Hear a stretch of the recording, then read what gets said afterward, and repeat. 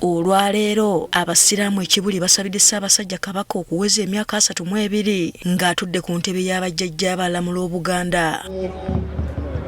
Okubuulira kwa leero kukulembeddwamu Sheikh Muhsin Samaha. Ono mu kubuulira kwe akuutidde abasiraamu okusabira Omutanda Mukama amusobozese era amuvuunusa amayengo g'ensi eno. Kibeera kya mpisa okumusabira te ayi Allah mumalire bwe buba bulwadde Allah bumuggyeemu.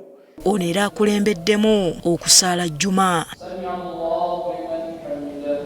Abasiraamu basiimye Omuteregga okutumbula embeera z'abantu ng'ayita mu by'obulamu, ebyenjigiriza n'ebirala. Ffenga bannayuganda ate ffenga Abaganda Ssaabasajja Kabaka atukoze bulungi kubanga omukulembeze atasolooza musolo atayina nsimbi za wa musolo ne n'abeera ng'asobola okuyimirizaawo ebyobulamu. Kyali kya ssanyu nnyo bwe twafuna amawulire ago era tuli basanyufu nnyo nnyini ddala era tetuyinza kulinda lunaku olwo tulabanga oluli ewala so nga ate tukoze eki lutuuse. Ngaffe abavubuka kyatuwadde essanyu ly'amaanyi era ne tutegeka ku lunaku lw'Essande tulina empaka z'amagaali ezikulembera amatikkira.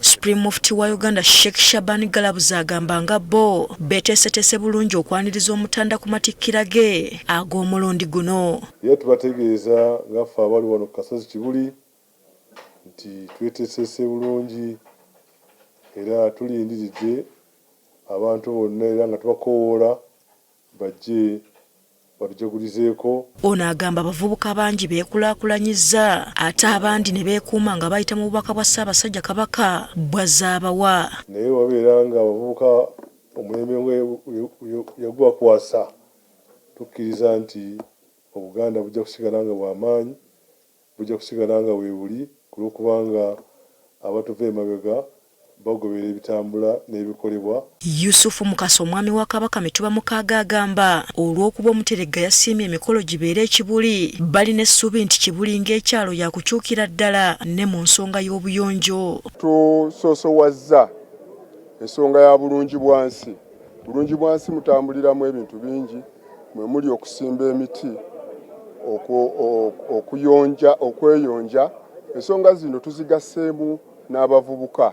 Amatikkira g'omulundi guno Beene yasiimye gajagulizibwe ku muzikiti e Kibuli. Hasifa Nanvuma agafeeyo ku Spark TV.